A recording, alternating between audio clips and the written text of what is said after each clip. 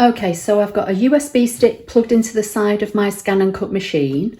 I'm going to go to Retrieve Data, choose my USB stick, and I'm going to find my PES embroidery file. Now this is actually an applique file, but it doesn't make any difference whether you're using a stitch file or an applique file, so long as your ScanNCut machine can read the PES format.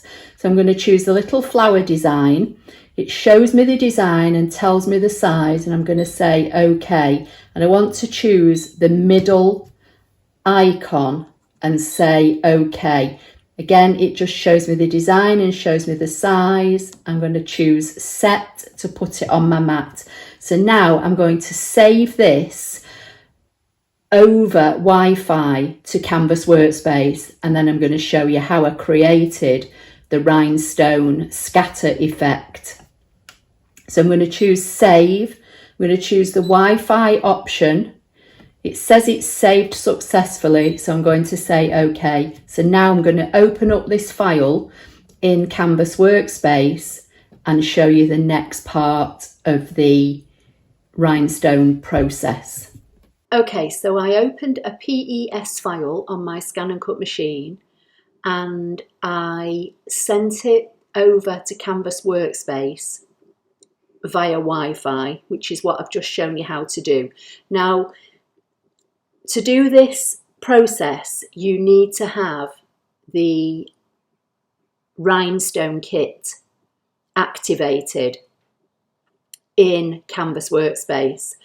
And you can use either Canvas Workspace Online, which is what you see here, or you can use Canvas Workspace for computer.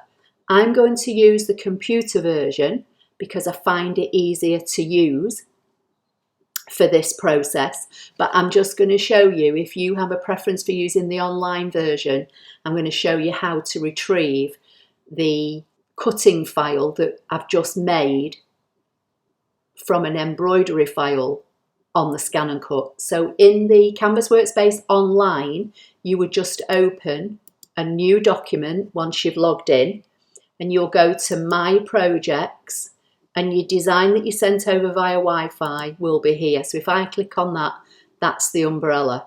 And then to start using the rhinestone feature in the online version, you have to come up to Premium, and then you choose this icon, and then you have to, set your spacings and one thing and another. But as I say, I find for this particular process that the online version is just a bit clunky, and I like the online version. It's the version I use the most, but as I say, I'm going to show you how to do it in the computer-based version. So I'm going to close the online version down, and this is now the computer-based version.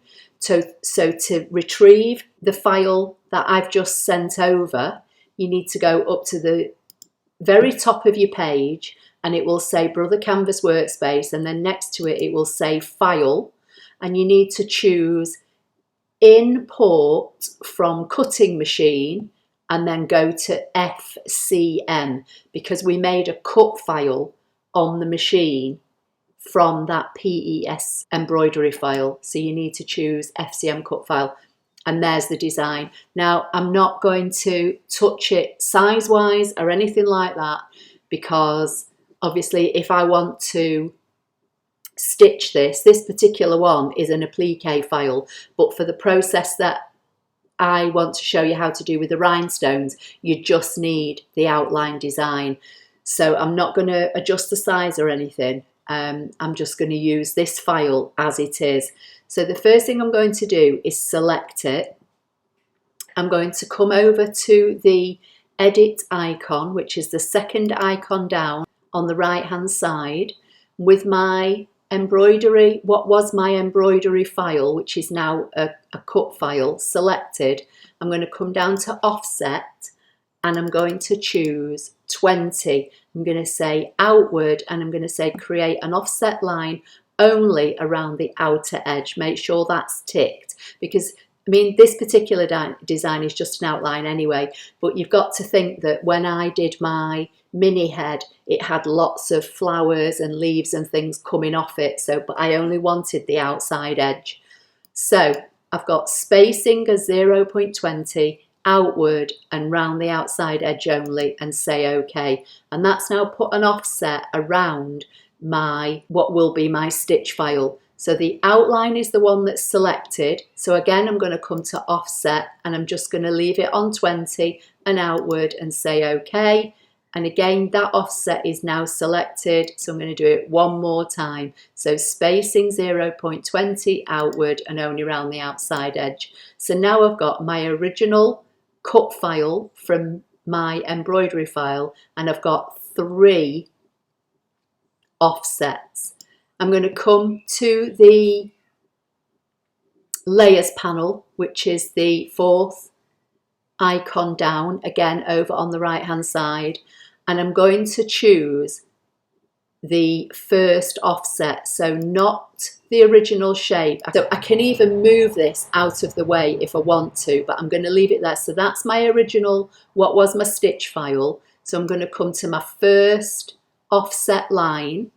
I'm going to choose the rhinestone design. I chose SS10. You can choose whatever size rhinestones you want to work with. I actually sell SS10 rhinestones in my online shop on my website.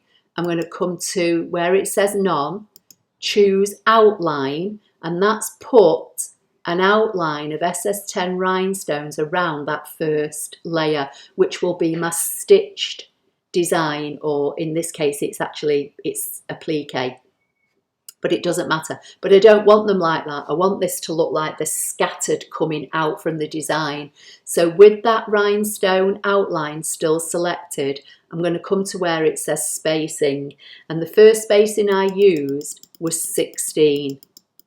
Again, you just play with this and see what you think. So now when I click away, you'll see it's spaced those stones out now around this bottom layer.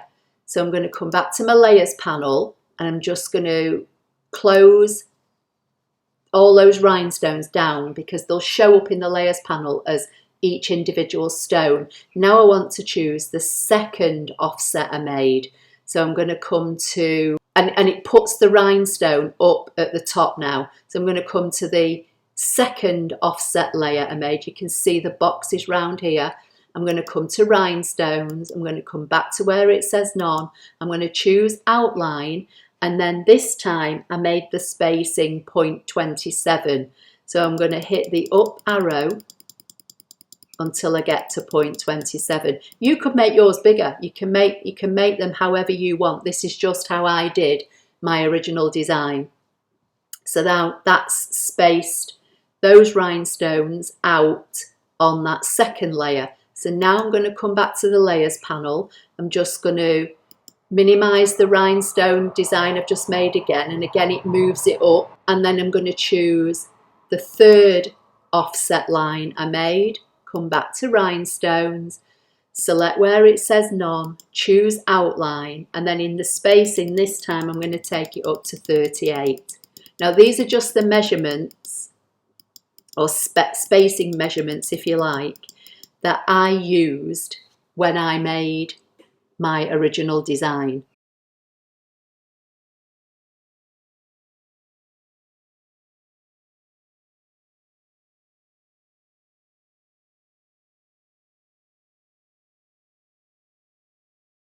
So I'm just showing you how I did it, but I'm just using a different embroidery or cut file this time.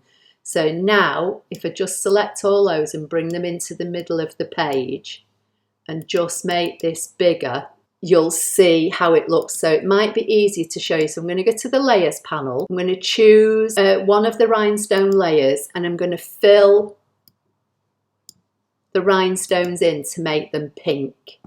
I'm going to choose the next one and do the same. Just might make it easier for you to see.